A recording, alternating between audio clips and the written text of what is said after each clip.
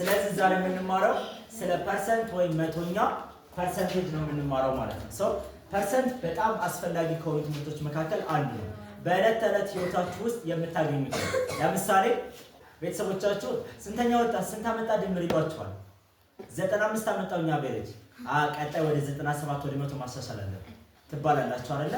የዛን ሰዓት ያሻሻላችሁት ውጤት ስንት ነው? ስንት ፐርሰንት አሻሻላችሁ የሚለውን የምትገልጹት በምንድን ነው? በፐርሰንት። ስለዚህ 97 አመጣሁኝ፣ 95 አመጣሁኝ፣ 100 አመጣሁኝ፣ 57 አመጣሁኝ፣ 87 አመጣሁኝ የሚለውን የምትገልጹት ከስንት አንፃር ነው? ከመቶ አንፃር።